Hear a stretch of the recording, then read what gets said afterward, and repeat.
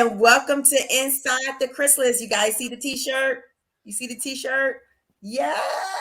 All right. Welcome to Inside the Chrysalis with your host, Latesha Higgs.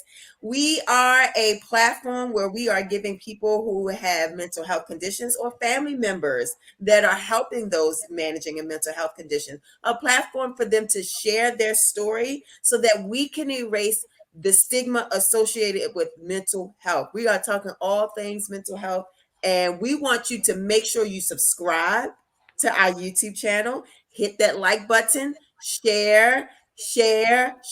Get us up in the algorithm. Make sure you hit that like button. You have nothing to do right now but to hit the like button. Hit it now, hit it now, hit it now.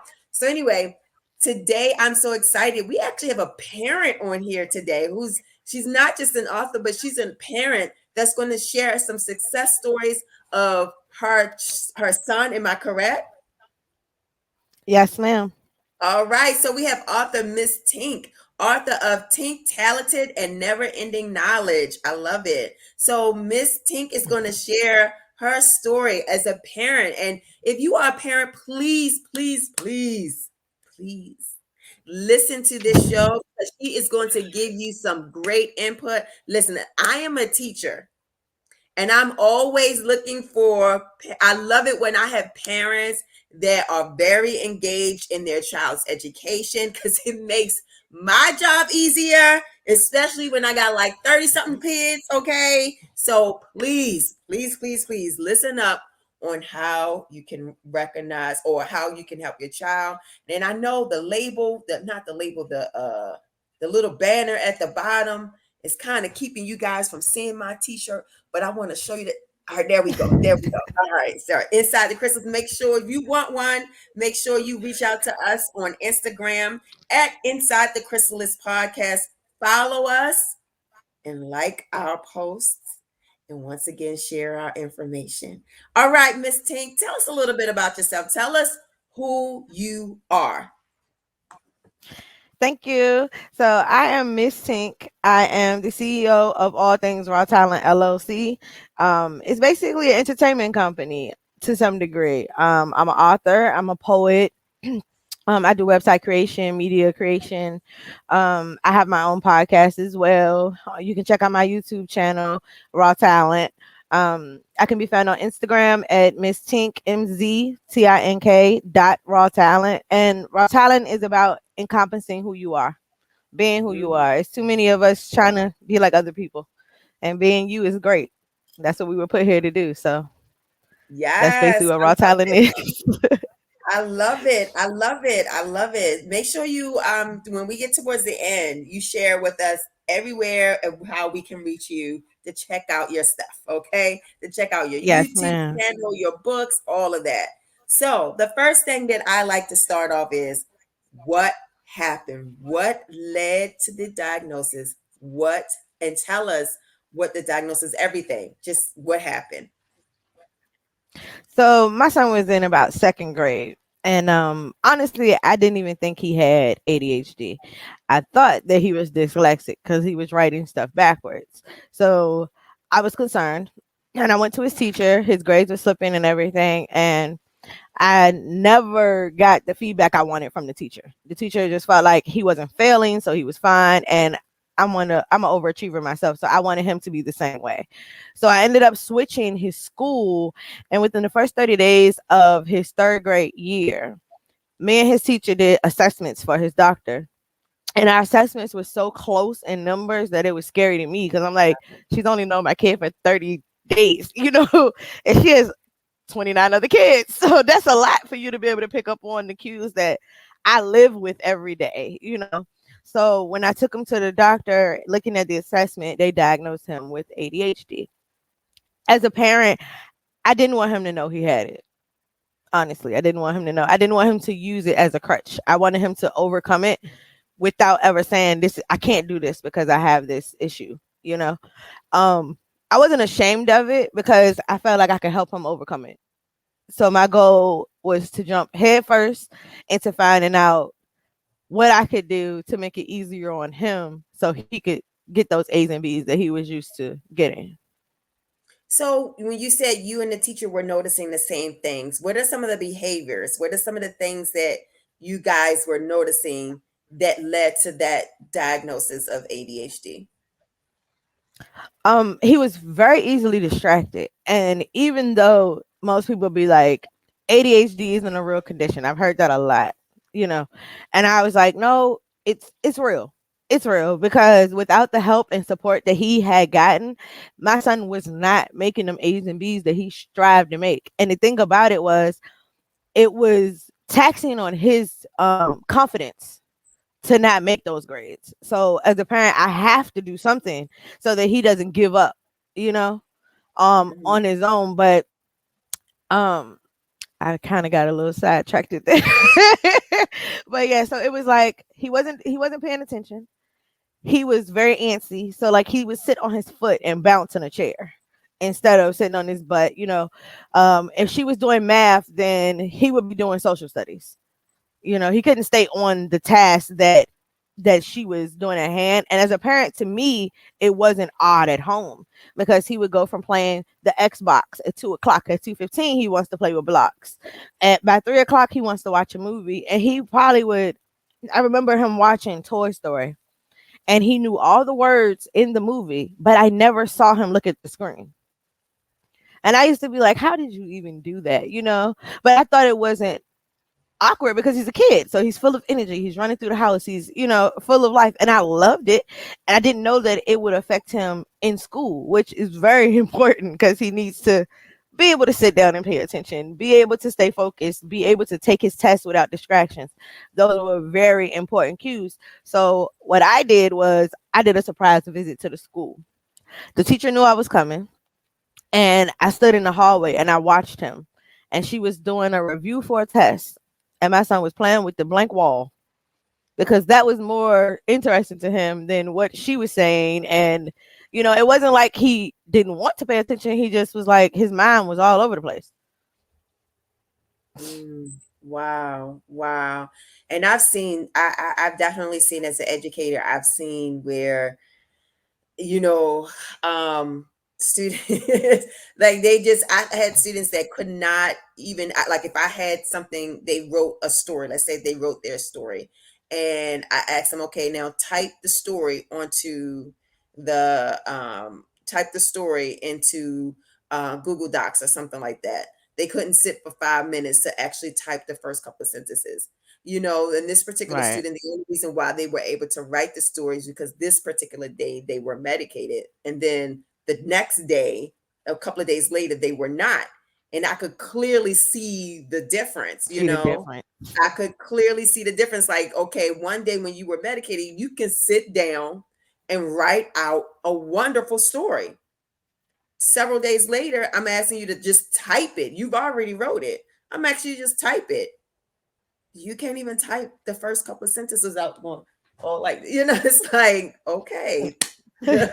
You know, Yeah. so And I've seen even that. tapping into what you just said, um, even recanting his story chronologically, he couldn't do that Hmm. because he wouldn't put things in order because his mind was jumbled. So it was like instead of it being the first thing, then the second, it'll be the first thing, the third, and then he'll go back to the second, and you're like, wait a minute, that's not that's not how that happened, you know. But to Yeah. him, it's all making sense, you know, and you're like, no, you know, Right. and you don't think those things matter, but when it comes down to reading English, even doing math problems, that matters because if you can't do it in order, then you get it wrong.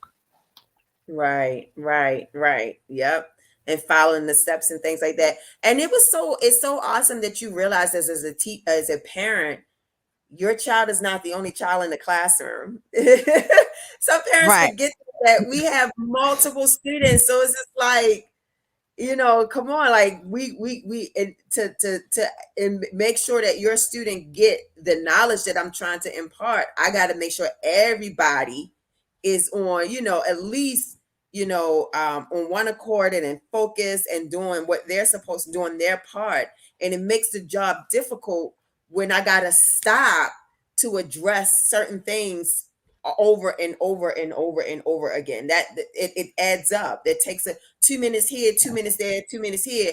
That adds up to 10 minutes of quality instruction that's taken away. You know what I mean? And so that Yeah. was good as a parent that, it just seems like you were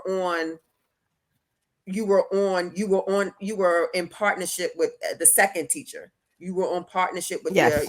Yes. first. You noticed that you knew what was best for your child, and I'm glad that as an educator, I want to say thank you that you didn't allow your experience with that first teacher taint or cause you to have a negative experience with your second teacher, because I know as an educator it Right. drives me crazy when I hear not I've had bad teachers growing up, but what I don't want is someone trying to. It's almost like people with had bad relationships. Don't take out on me what you experienced with someone Take it out else. on you. You know what I mean? I'm Yeah. a good person. So that was All good as right. a parent that you recognize what was going on with your son, and you realize was done at home is a different setting in school. You know what I mean? Right. You recognize that was a different setting. So you get this your son goes to the doctors. I mean, you not doctors, you go to well, it was the doctors, right? That you get the Yeah, diagnosis. we went through the doctor. Hmm. Okay. And And so, then we ended up going to the children's hospital, and he had to do an evaluation there. And the people there felt like the tools that he had that I had put in place, like for instance, he will write his B's and D's backwards. So I would tell him make his bed. So he would make his bed. Um, we also incorporated at the school to put a silly band underneath his desk. So instead of him bouncing on his foot when he decided that he wanted to bounce, he would kick the silly band. So it allowed him to have constant movement while staying still. Because you don't okay, realize that he's kicking the silly band if you're looking at him as a teacher. So it's not distracting to you or other students. right. For testing, we put him in we called it his special testing area. So he was able to go to like the library and take his test because it's a quiet, environment, not a lot of movement going on there. um it was another tool that he had. I know it was the bed, and oh yeah, his left and right. He wouldn't remember which side was the left and the right, so he would do this in order to figure it out. But those things he didn't want to do in front of other kids. So it's a Mm, lot of reassuring that, hey, baby, like you're just special and you got to do these things so that you can get your answers right, so you can pass these tests. Um, Study habits had to be a little different, a little more intense. We couldn't just read the stuff and go over it. We had to do different like games and stuff like that so he could retain it. Um, it was a lot of meetings at the school with the teachers and stuff because like after he got out of the third grade, he went to another teacher, of course. So now we're in the fourth grade, and at first me thinking he's in the same school, so the information would transfer from third grade to fourth grade. Well, mm. I realized like a month or two into school that the teacher was emailing me with concerns, and I was just like, but he has a 504 in place there. So, and a 504, if you don't know, is where you sit down and you get so that your student gets special accommodations to some degree to meet their needs. So this teacher didn't give him a silly band. So she's like, well, he's out his seat. He's not sitting down. He's not sitting still. And I'm like, well, do you have the silly band? And she's like, a silly band. And I'm like, yeah, he needs one. You know, I did incorporate medication. And the thing about the medication that I gave him, and it's not the same for everybody, it's based on your child's needs and your child's ability to overcome and what phases they're at in life. So they do the medication by weight and by what you as a parent, because you're seeing it, the doctors aren't seeing it. So for me, I gave him, he started off on 5 milligrams of medication, and we ended up going no higher than 10. And my son is now in eighth grade, and he's now not on any medication. Now he Wow. knows what to do. Yes, he knows what to do to get past that point, and he knows that how important it is to focus. So now he can channel his energy. And I just encourage people to actually get the help for their kids, because even if you don't feel like it's a real condition because you're not dealing with it, I've seen it and it's real. It's really real, and it's really helpful to do things even if you're anti the medication, because we were Two parents on two opposite ends of the spectrum. I'm like, we got to do what we got to do to get him where he needs to go. His dad's like, medication's not the way. And I'm like, okay, well, let's do this. We did an 8-hour release pill. So for the hours that he was in school, the medication worked for him. Okay. On the weekends, he didn't get it. On holidays, he didn't get it. He didn't take it at all. The drawback from that was his Mondays were more emotional than his Fridays because Mm, the medicine has an emotional aspect on you. So he becomes oversensitive, as some people would say. So it's like the things that wouldn't frustrate him on a regular basis, it overly frustrated him on Mondays. So Mondays were the day where I had to like really, really be super gentle in how I dealt with him because he would cry if his pencil wasn't sharpened. And it wasn't like during the school day, but it was like once the medicine came out of his system. So in the evenings, that was the day where I really just focused in on whatever he needed. And it's a lot of work, but it's your kid. So, you know what I'm saying? It's definitely that's worth the the work. key. That's the key. It's It's your definitely child. worth it. It's your child. You're right. That's, oh, I'm Right. sorry. You said that's your kid. Why wouldn't you want to do what's best for your child? You know?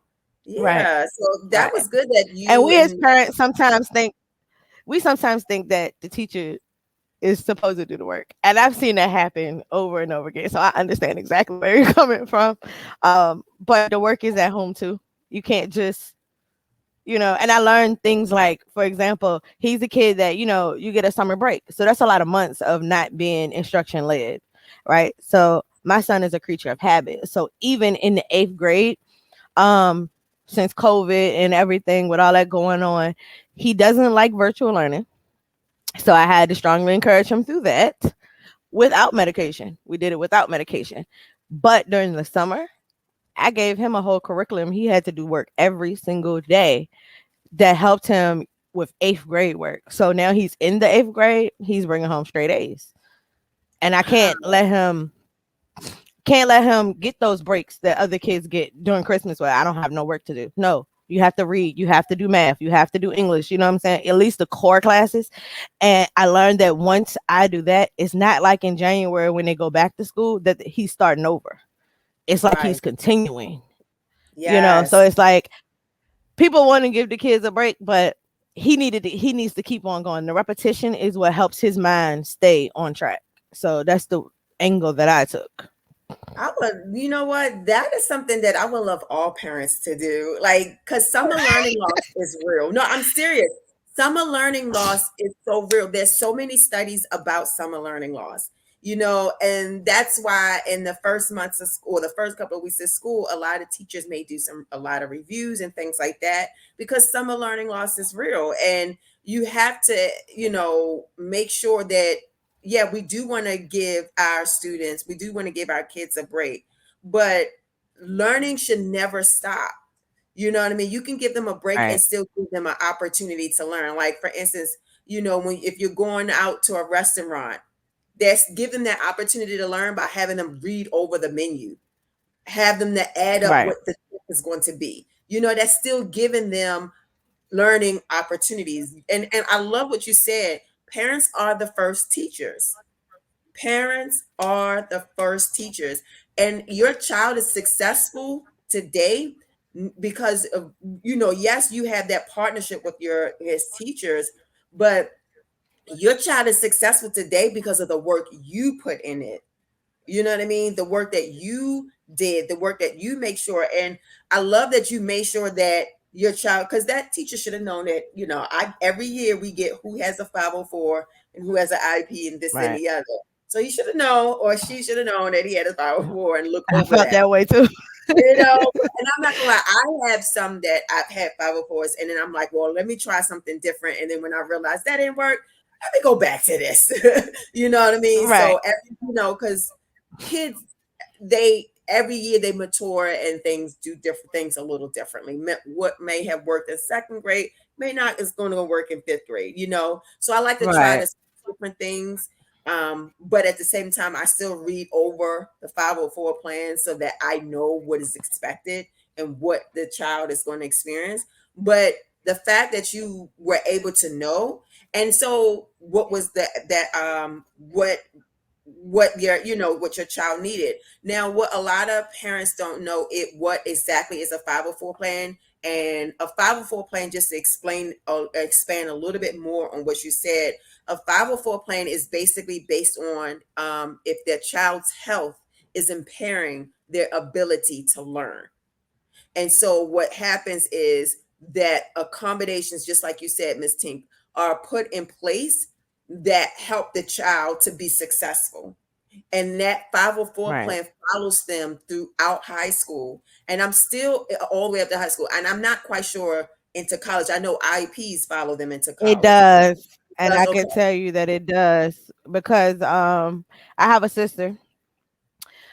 Um okay, I have a question posted. So the question is, did I have to deal with my family not accepting the diagnosis, and how did I respond to their disbeliefs? I didn't share it with them, to be honest. Me and his dad dealt with it. It's not something that affected him dealing with his family members. So I didn't disclose that information. And it's because the reason why I didn't disclose it was because I felt like I could handle it. I think my mom was the only one who knew in my family. And my mom is also an educator. She's an early childhood teacher. So that helped me as well because she deals with kids that were younger than my son at the time, and she could give me a little bit more insight because she also, before I got my diagnosis, she told me that, oh, this is not dyslexia, this is ADHD, and she showed me the at home reasons why it would be that way. But outside of that, I don't think that my family would have supported it because I Mhm. do honestly believe that it came from my father. By the time my son was diagnosed, my dad was deceased, and that's when I found out that my father and his brothers had the same issues, but they were not medicated. They were not treated for it at all. So I felt like I'm going to do this my way to help him, and it ain't nobody else's business. That's But the right. reason why I say the reason why I say that the 504 does work in college is because I have a sister. She's now 19, thriving and surviving. I want to say that first. But she was born with a hole in her heart, a valve that doesn't close, and diamond black fan anemia. And Mm. though none of those have anything to do with her mental capacity, medication that she had to take since 6 months old caused her to have short-term memory issues. So she can't learn at the same rate as other kids. So she's had a 504 and an IEP since she was in elementary school. And now she's in college and she works full time and she stays on top of her own. She's becoming very independent now because we've coddled her a little bit because she's been sick her whole entire life. But Mm. she had a little bit of issues with getting people on the college level to understand her issues and what she needed support with. They didn't feel like, because they know what her health issue is, that meant that she needed accommodations, and that's not true because she doesn't try to lean on her accommodations. She tries to do stuff on her own. But if it becomes overwhelming or she gets sick or anything like that, then she does need those things in place to protect her. So Right. they have Right. honored it on a college level, like the smart pens. So she Mhm. don't miss notes in class. You know, the smart pens record for her and stuff like that. So like little things like that make a big difference in the Yeah. end. So how did you guys, when they come up with the 504 plans, there are accommodations that are placed.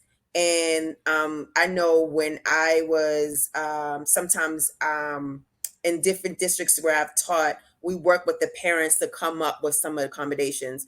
What was that conversation like with the teacher to be able to say, this is what works for my child as home? And then for her to be able to say, well, this is what we see at school. So like what was that conversation like so that you guys can come up with the best plan and accommodations for your son? Well, honestly, that awesome third grade teacher, she had suggestions that we should try, and they actually worked for him in the classroom. Because the things I did at home, being realistic, I couldn't expect for her to do in the classroom.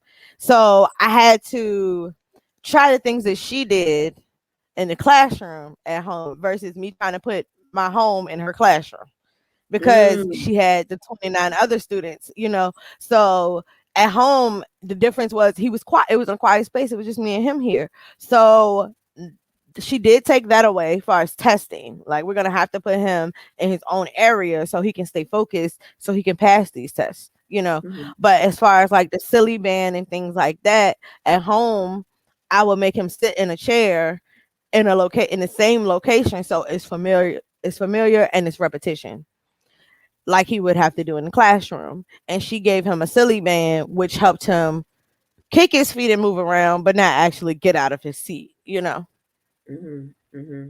Okay. All right. But it wasn't just me and the teacher in the meeting. It was me, the social worker at the school, the vice principal of the school, and Mm-hmm. every meeting I went to, it was a whole panel of us fighting for what he needed. And we were all on the same team. So it was awesome. That's the key. What people don't a lot of people don't get is that it is we are all on the same team for the child. When you work together as a team, and those and you're right, when it comes to developing those plans, it's not just the teacher and the parent. It is, our other professionals there. But when everyone is on the same team, it's been proven over and over again, and you are living proof. When everyone is in the same team fighting for the child succeeds. It's that when this group starts fighting against this group, the child gets lost. And I've seen that over and over again. I always see that the kids that are the most successful, regardless of their disabilities or the way they process things or whatever it is, when the parent, the teacher, everyone is on the same team, that child is successful. And your child is absolute living proof of that. And so Yes. I'm just like, wow, I love hearing this success story. So it's another question. At what age or point should you look you should you look to stop thinking it's just a kid being a kid and have him tested for possibility of having a real issue? So Well, like, I was seeing signs of what I thought was dyslexia when he was in kindergarten. And I was concerned then. And I was told, because he went to private school first, which is a closer knit setting, definitely. It was nowhere near 30 kids in his class. Trust me, I graduated with the same 19 I started with when I went to private school. So that's a very small class compared to 30 kids. But I was told then to give him time, and they told me to wait until second grade. Unfortunately, I took him out of private school before he got to second grade. So that's why I started looking at it in second grade. But by third grade is when I hopped on it, because it gave him time to, one, get used to school, get used to the policies and procedures that were in place for him to go to school, because kids start at 5. So it's like, well, 4 or 5. My son started at 4, but it's like they don't know that, hey, I'm in school and this is what I have to do now. It's a transitional period, and they have breaks and stuff like that, so it's a huge adjustment for children. So I feel like waiting until he was in third grade was good, because it is before middle school. What I'm saying? It's kind of like the halfway mark, mhm. so you can see if it's something you can start imparting. Because by the time middle school hit, my son was fine. He had the coping mechanisms down pat without even having a teacher step in. He could That's do it for good. himself. He became independent with it. That's good. I mean, I would, for me, and I think it's also what you have to know your child. You have to know, because I raised my goddaughter, and I noticed things. She came to live with us when she was 4, and I noticed things then. And it was just like, nah. And then I kept going to the doctors, and I kept going to the teachers, and everybody, was telling me the same thing. And it was just like, no, she needs help right now. And so finally, when she wasn't doing well, it was just like, okay, now we're going to step in. So a part of me wish I could have, stayed adamant about getting that help earlier, because Right. studies show that, kids, if they're not reading by a certain grade level, you know what I mean, they're going to keep falling further and further and further behind. And so, like, Yeah. if they're not reading fluently and comprehending, I think is I forgot what grade, but because in primary grades they're learning to read, so they got to be able to learn how to read fluent, because in the intermediate grade, starting at third grade, they're reading to learn.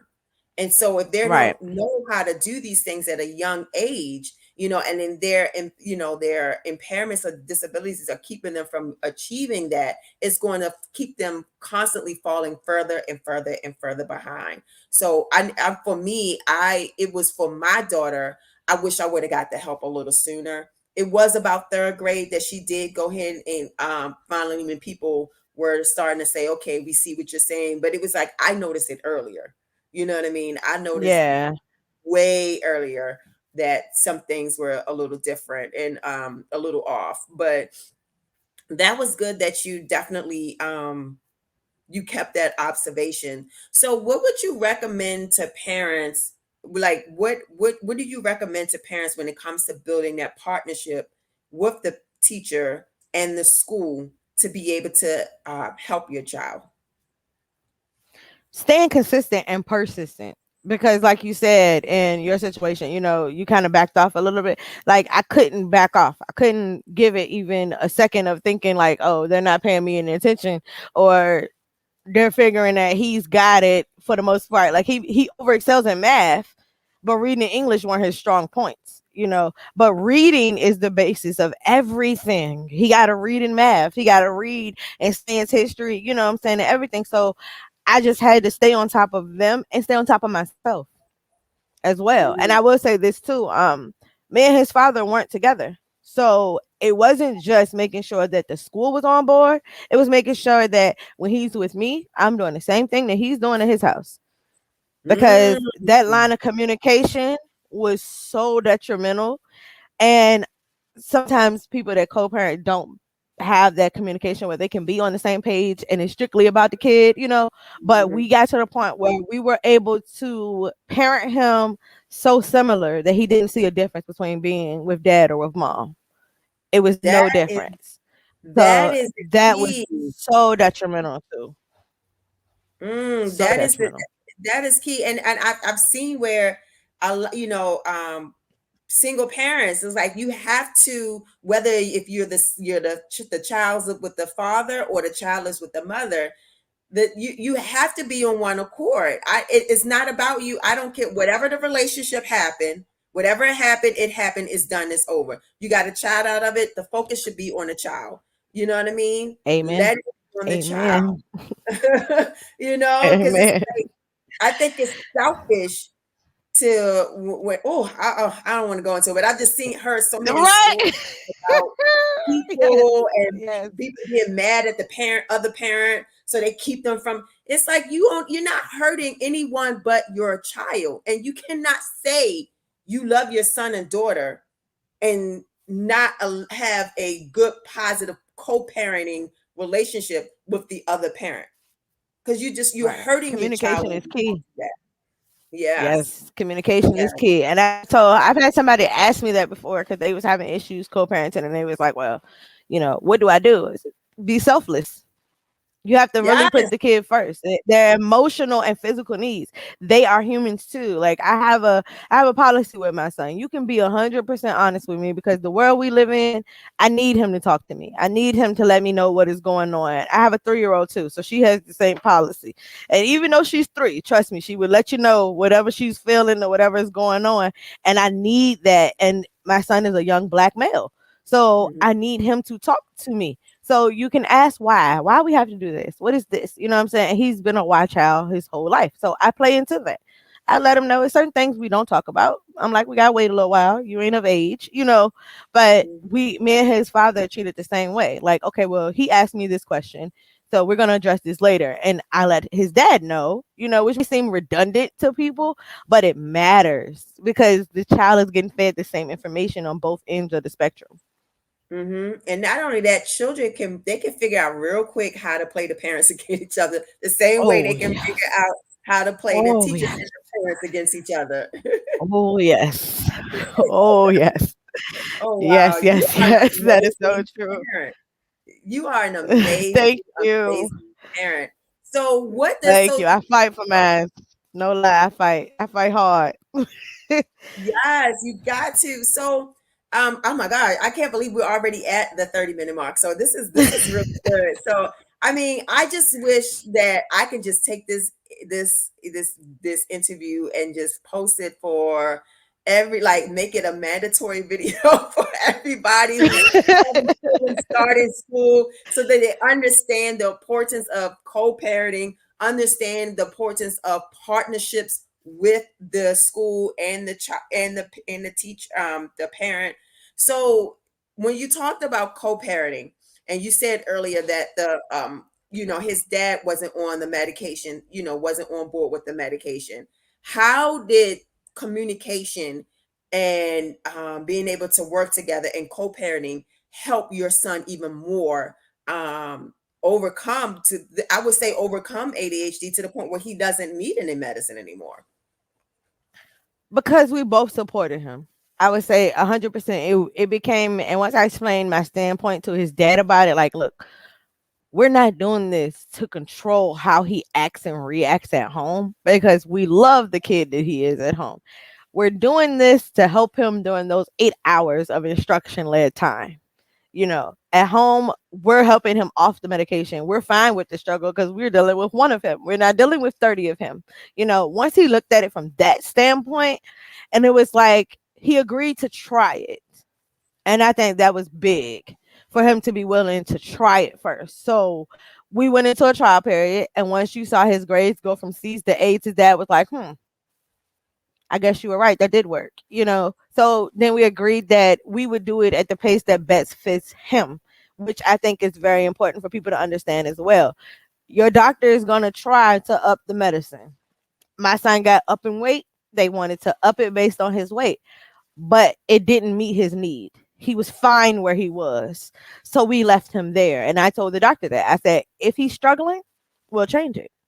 But being that he's not struggling, we leave him here. And that was another thing that helped him, who was anti-medicine, be like, okay, well, you're not just trying to medicate my kid. You're trying to only do what is needed for him. So I think that played a part. And what we both did in our homes that was the exact same, that played a huge part in him being able to overcome it, because he saw that, hey, it's not just my teacher and my mom, but also my dad that has my back and is going to make sure that I can get what I need to get done, you know? So with all of us being on one team for him, I think that helped him persevere faster, because he only had stayed on medication for 3 years. Wow. And it's like hearing your story reminds me of that African proverb, it takes a village. You guys It came does. together. I live by that. I live Yeah, by that. I live by that. yeah. It It does. just It truly does take a village. yes, and you guys came together as a village. Like this was a true example of what of it takes a village. It you guys were that village for your child, and I could just imagine the success stories that I mean, he's already in eighth grade making A's and B's without the Yes. medication, but that was the And work playing sports determination. too. Wow, He's an athlete and everything, so he does it all. And see, he didn't wow. just have ADHD. He also had extreme allergies. When I say Mm, extreme, like he was allergic to soy, egg, peanut, tree nut. And if anybody know anything about allergies, soy's in everything. Soy's in gum. So he had a couple of things to overcome. It made that seem like a big deal, but he couldn't eat lunch at school like other kids, even if he wanted to. So he was set apart in a lot of areas that he had to realize, like, I'm different, and accept that. And that's something that's why I'm the way I am about being different too, because it's okay. And I need my kids to know that it's okay. I need everybody to know that it's okay. You don't have to fit in. I want to stand out. right, right. I love how you guys came together as a village. So, mom, please tell me Yes. self-care. Self-care when taking care of, being an advocate for your child, your children, and making sure you form this village around your child that includes the dad, because a lot of people want to leave out the other parent, but includes the Yes. dad. You form this village. Self-care, talk about self-care. What do you do to take care of you? Because if you're not healthy, then we can make sure our It babies are can be healthy. healthy. So we gotta know, what do you do to be healthy? First and foremost, don't blame yourself. That's one of my Mm, biggest things. Don't It's yes. not my fault. It's not my fault. Um, Two, take that me time. Everybody needs time. So take time to yourself to do something that you like to do. Like I like to read. So me reading for 2 or 3 hours is relaxation for me. But you need that time of relaxation and time apart for you to, I guess for me, reading is like an emotional cleanse. I'm stepping outside of the world that I'm living in. I'm stepping into a whole nother realm, and I get a break. And a lot of people don't get breaks, and they think that they have to go on a vacation to get a break. I get a break every day. I give me 2 hours to read this novel that I want to read, and that helps me. So you have to find your niche and what helps you, and then leaning on that village. Because if it wasn't for my village, I tell you, if it was not for my village, if it was not for everybody being on my team, and I know the question was asked, did I tell my family? I didn't tell my family, but my family still helped.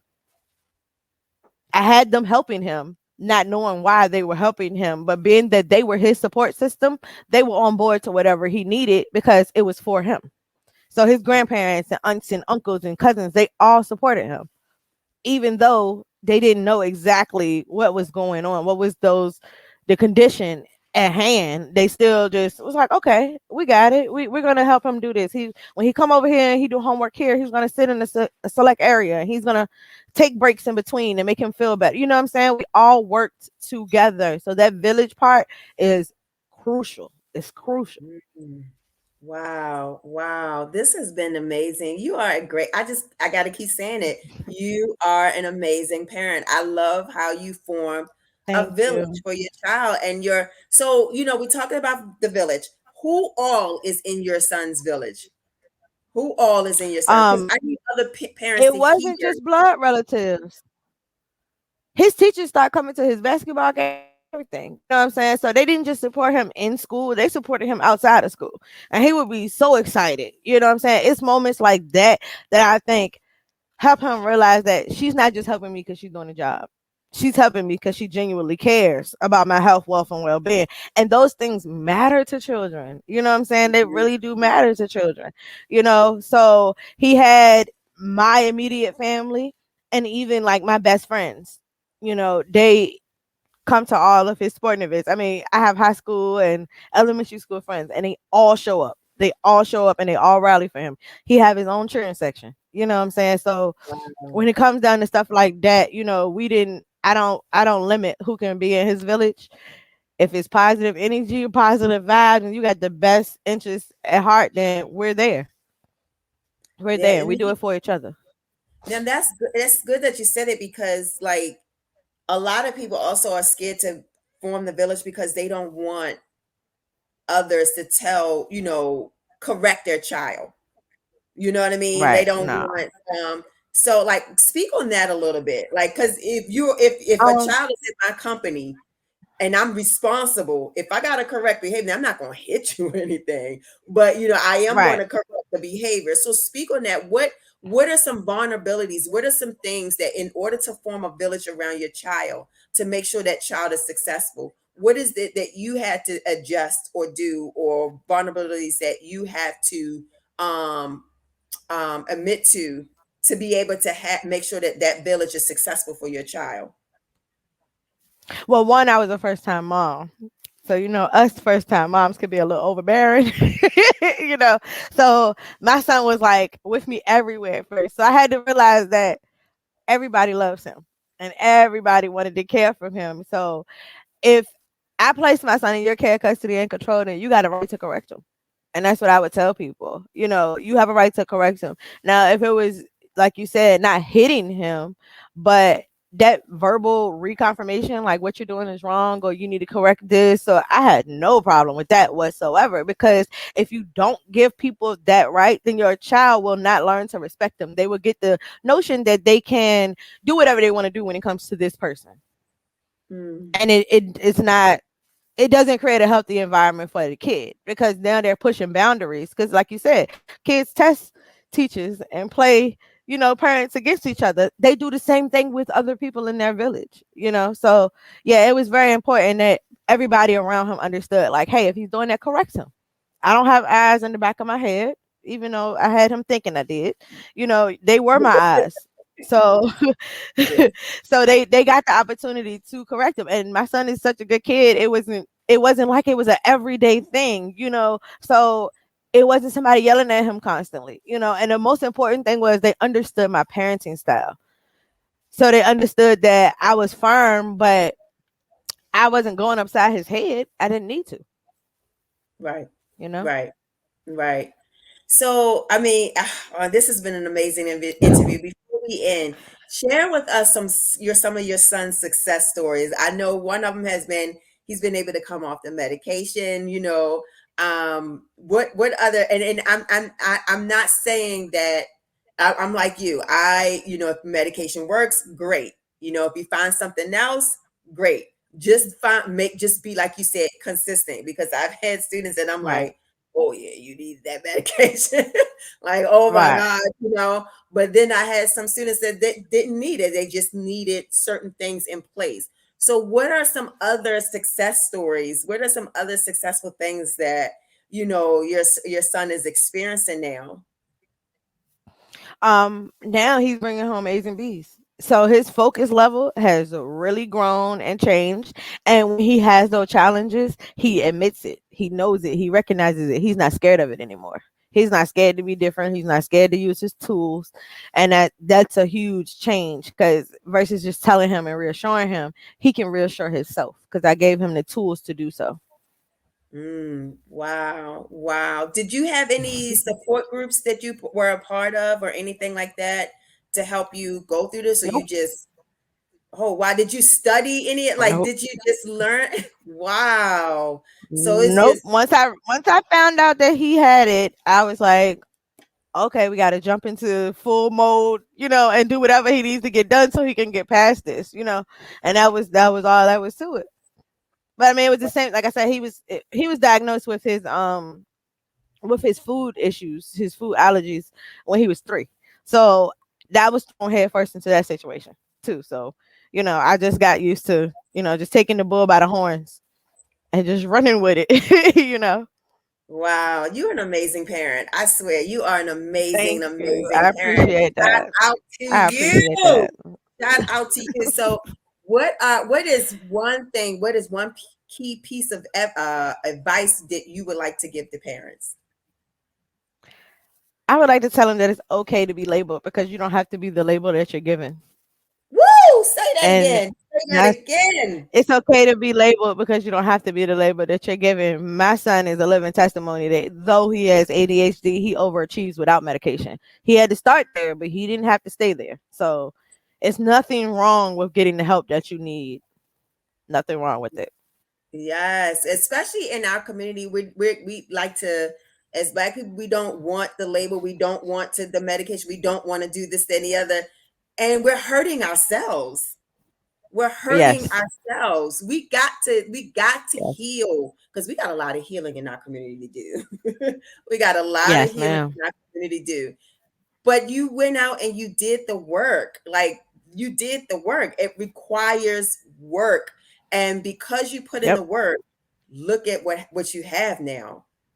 Man, I can just Yes, imagine ma'am. it's going to be, oh man, I know he's making you proud. He's going to make you even more proud. But Yes, you should he be proud is. of Yes, he yourself, is. because the work that you've put in, the work that you put in. Well, oh my goodness, I don't know about you guys, but this was an amazing interview to hear from a parent who was given, given give her son was given a diagnosis, and she didn't sit there and feel sorry for her child or allow her child to feel sorry for himself. She did the work, got the child the help that the child needs, formed a village, and then allow the village to do their part. And now the son is so successful. Miss Tink, tell us, how can we get in contact with you?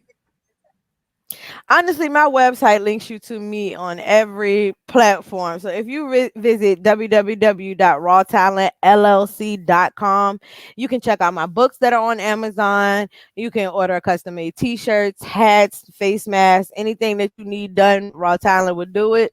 My podcast is also linked to there. I'm also on YouTube, Instagram, Facebook, what else? Twitter. Um what's the other one? TikTok. I'm on there too. I'm getting into that a little bit more. So, but yeah, I used to host open mics as well, because I'm a poet first. But Raw Talent has grown, so I grow with it. Okay. All right. Well, this concludes our latest episode of Inside the Chrysalis with your host, Letitia Higgs. And oh my goodness, please, please, if you are a parent, share, you have to share this video with others. We have to start getting our parents to know how to create a village for their child.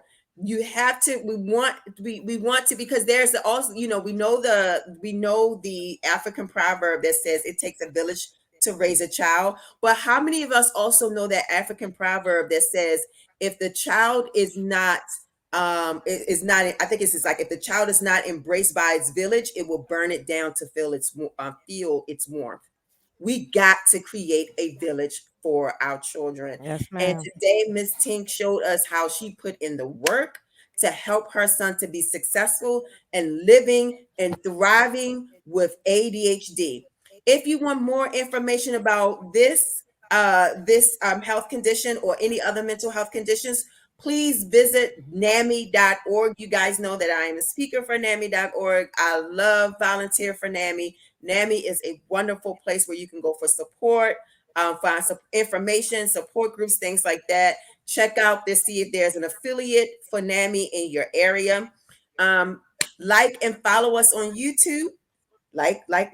Subscribe to our channel. All right, Share, guys. share, share, share. Yes, share, and follow us on Instagram at Inside the Chrysalis Podcast. And if you have a story that you would love to share, you would love to be interviewed, please send me your information at Inside the Chrysalis Podcast at gmail.com. Well, that concludes this week's episode. Thank you so much for your wisdom, Miss Tink. Oh my gosh, I got to get you out here again. I'm gonna have to get you out here again. Okay. I'm game. Thank you All too. right. I appreciate Thank you. Have a good one, everyone.